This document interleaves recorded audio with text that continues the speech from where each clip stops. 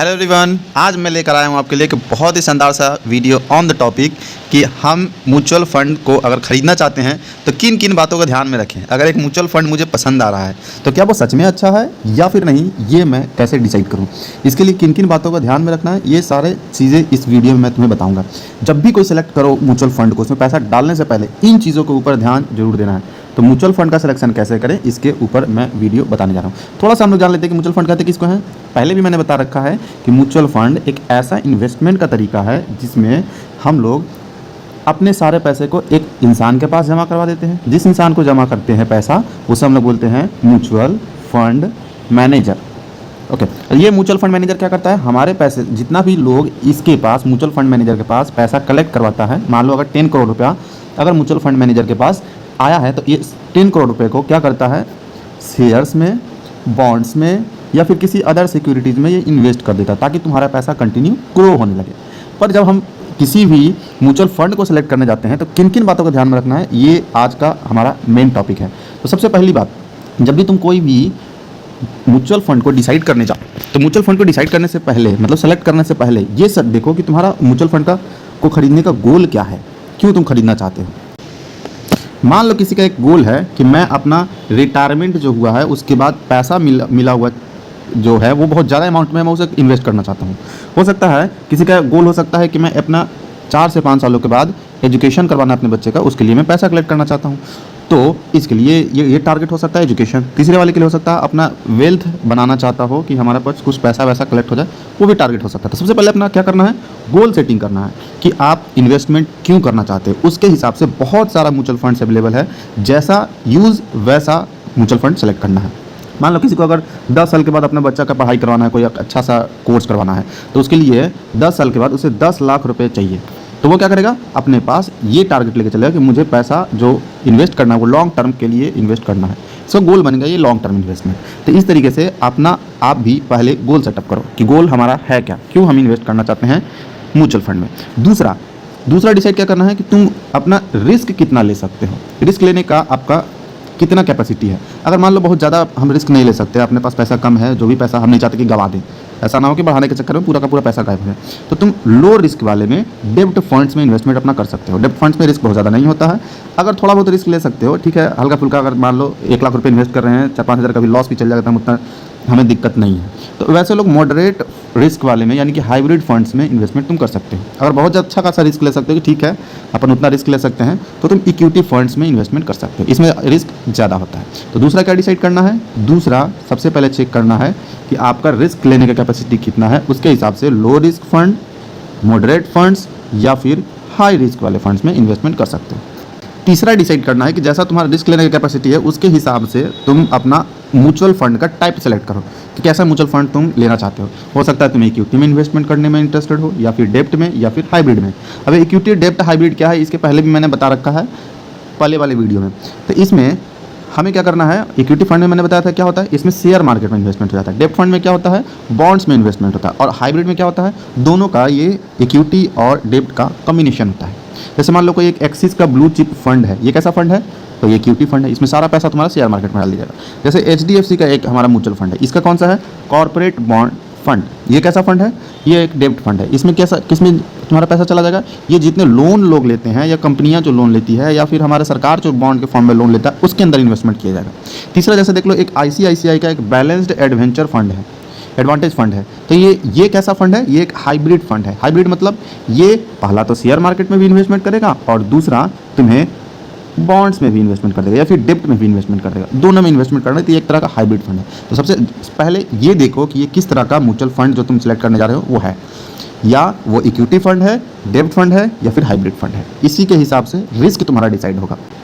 Fourth बात जो तुम्हें ध्यान में देना है वो कि जब भी तुम म्यूचुअल फंड सेलेक्ट करो तो उसके बाद फिर ये चेक कर लो कि वो म्यूचुअल फंड जो हम लेने जा रहे हैं उसका पिछले 3 साल में, 5 साल में या फिर 10 साल में परफॉर्मेंस कैसा है। अगर मान लो हमें 3 ही साल के लिए इन्वेस्टमेंट करना है, हमारा गोल सिर्फ 3 ही साल का है, तो 3 साल का देख लो कि 3 साल में सबसे बेस्ट परफॉर्मर कौन है। या फिर 5 सालों के लिए अगर अपना गोल सेटअप कर लिए हो तो 5 साल में बेस्ट परफॉर्मेंस कौन दे रहा है म्यूचुअल फंड, उसके अंदर इंटरफेस में, ऐप में तुम्हें दिख जाएगा। हर किसी का म्यूचुअल फंड का परफॉर्मेंस दिखाया जाता है।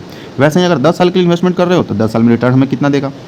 जो पहले दे चुका है लमसम में हम लोग ये एक्सपेक्ट करके चलते हैं कि वो अगले 5 साल में भी लगभग उतना ही देगा। जैसे मान लो एक हमारा फंड है, इसमें अगर बोल रहा है कि 12% का इन्वेस्टमेंट रिटर्न दे रहा है 5 सालों में, और एक दूसरा म्यूचुअल फंड दिख रहा है मुझे जो 9% का ही दे रहा है, तो मेरे लिए कौन हो गया बेटर? तो 12% का रिटर्न देने वाला बेटर है। वो तो तुम भी समझदार होगे कि ये भी समझ में आ रहा होगा कि 12% वाला तो अच्छा ही होता है। तो इस तरीके से म्यूचुअल फंड सेलेक्ट करने से पहले उसका पहले का परफॉर्मेंस भी जरूर चेक कर लो। नेक्स्ट जो तुम्हें ध्यान में रखने के बात है कि जो म्यूचुअल फंड में जब भी तुम इन्वेस्टमेंट करते हो, तो मैंने पहले भी बताया है कि म्यूचुअल फंड एक ऐसा इन्वेस्टमेंट का तरीका है जिसमें हम अपने पैसे किसको देते हैं? एक म्यूचुअल फंड मैनेजर को देते हैं। तो म्यूचुअल फंड मैनेजर जो है उसका है कौन? मान लो कि मैंने अपने पैसा जो रखा है वो एक प्रशांत जैन उसके मान लो है म्यूचुअल फंड मैनेजर। तो प्रशांत जैन अगर म्यूचुअल फंड मैनेजर हैं, ये किसके हैं? तो किसी एक म्यूचुअल फंड के हैं, एक एएमसी में काम कर रहे हैं। तो अगर वो उनका हम पीछे का एक्सपीरियंस अगर अच्छा होगा, तो वो एक अनुभवी अगर हैं तो वो हमें बेटर रिटर्न आगे भी दिलवाएंगे। 4-5 म्यूचुअल फंड ऑलरेडी वो काम कर चुके हैं, बहुत सारे एमसी में काम कर चुके हैं, तो एक्सपीरियंस लोगों के अंदर रिटर्न दिलाने का चांसेस ज़्यादा होता है। इसलिए जब भी सेलेक्ट करो म्यूचुअल फंड, तो उसके म्यूचुअल फंड मैनेजर को भी जरूर देखो। और one of the most important चीज़ जो तुम्हें ध्यान में रखना वो है एक्सपेंस रेशियो, कि जिस म्यूचुअल फंड को मैं सिलेक्ट करने जा रहा हूँ क्या उसके अंदर एक्सपेंस रेशियो है या नहीं। तो सबसे पहले जान लो कि एक्सपेंस रेशियो है क्या। तो ये वो शुल्क होता है जो म्यूचुअल फंड कंपनी लेती है। म्यूचुअल फंड कंपनी जो है एक्चुअल में तुम्हें फ्री में, मैंने बताया था कि जितने भी म्यूचुअल फंड मैनेजर्स होते हैं वो किस में काम कर रहे होते हैं? किसी भी एएमसी में, मतलब एसेट मैनेजमेंट कंपनी में। मान लो कि एक एक्सिस बैंक एक म्यूचुअल फंड एएमसी है, तो एक्सिस जो है, एक्सिस में मान लो हमने अपना पैसा डालना चाह रहा है, तो उसका एक कोई म्यूचुअल फंड है जिसके अंदर किसी एक मैनेजर को असाइन कर दिया गया है, वो हम फंड लेना चाहते हैं। तो उसका हमें चेक करना है कि उस एएमसी का एक्सपेंस रेशियो कितना है। एक्सपेंस रेशियो कहने का मतलब क्या है? जब एक्सपेंस रेशियो देखने जाओ तो वो परसेंटेज में दिखेगा। कैसे? मान लो एक म्यूचुअल फंड दिखा मुझे एक्सिस वाले का कि 1.2% है। मान लो यहीं पे मैं एसबीआई के देखा तो एसबीआई के मुझे दिख रहा है कि 0.8% हमारा एक्सपेंस रेशियो दिखा रहा है।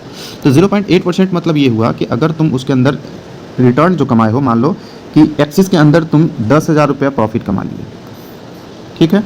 तो अगर 10,000 कमाए प्रॉफिट, इसमें भी एक्सिस में भी और इसमें भी 10,000 रुपये ही प्रॉफिट कमा लिए, तो इसका 1.2% पैसा जो होगा वो एक्सिस बैंक वाला खुद अपने पास रख लेगा और बचा हुआ पैसा वो प्रॉफिट का तुम्हें दे देगा। तो इसमें क्या करेगा? वो बचा हुआ पैसा खुद रखेगा, 0.8% रखेगा और बचा हुआ पैसा तुम्हें दे देगा। तो अब 12% रखने से बेटर है कि 0.8% वो रखे, तो 1.2% अगर रख रहा है तो वो तुमसे ज़्यादा पैसा अपने पास रख ले रहा है। इसलिए एक्सपेंस रेशियो जितना कम हो उतना तुम्हारे लिए बेटर है। म्यूचुअल फंड सेलेक्ट करते वक्त हमें ये जानना जरूरी है कि वो म्यूचुअल फंड जो है एक्चुअली में उस अच्छा है या नहीं। इसका सबसे बेस्ट पैरामीटर अगर चेक करना है तो ये चेक कर लो कि उसमें लोग इन्वेस्ट कितना कर रहे हैं।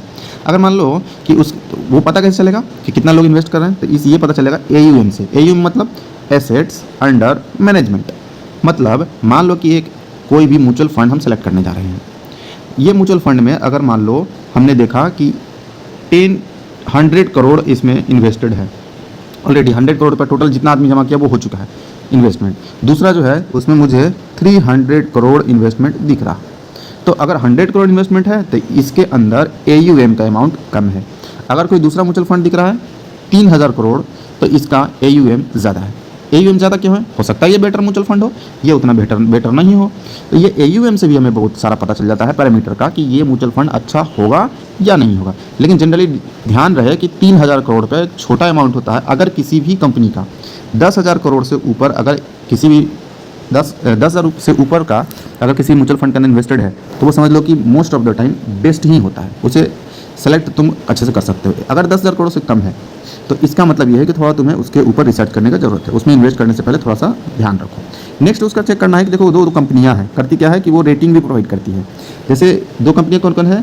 CRISIL और दूसरा वैल्यू रिसर्च। ये दोनों कंपनियां क्या करती हैं? म्यूचुअल फंड्स को रेटिंग देती है।